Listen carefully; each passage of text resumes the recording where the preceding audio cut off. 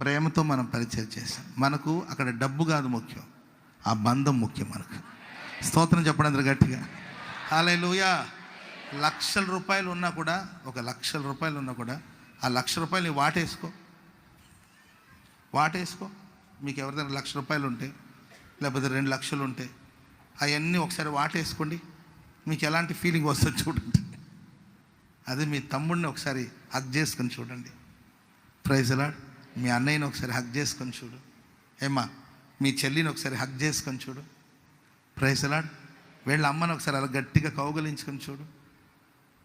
నాన్నని ఒకసారి అలాగే హగ్ చేసుకొని చూడండి. ఎంత అద్భుతమైన అనుభవం. డబ్బు ఇవ్వదండి, డబ్బు ఇవ్వదు. నువ్వెంత సంపాదించినా ఉంటుంది. ఇంకా ఆ డబ్బు మీద డస్ట్ ఉంటుంది. ఆ పొగ, ఆ వాసన పీల్చుకుంటే నీకు ఇన్ఫెక్షన్ వస్తుంది. అది మనకు అవసరం. డబ్బు వద్దని నేను అనట్లా. డబ్బు కోసం బంధాలని తెంచుకోవద్దు, డబ్బు కోసం స్నేహాన్ని పోగొట్టుకోవద్దు. స్తోత్రం చెప్పండి అందరు గట్టిగా.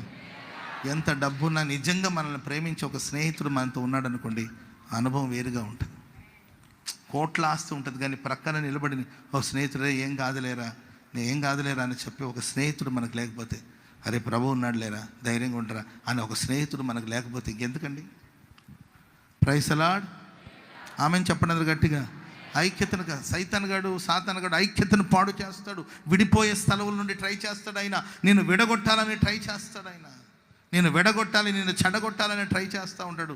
కానీ ఎట్టి పరిస్థితులు ఐక్యతకు దూరంగా వెళ్ళొద్దు. కలిసి జీవించడానికి ప్రయత్నించాలి. ఆమెను చెప్పండి అందరు గట్టిగా. హల్లెలూయా.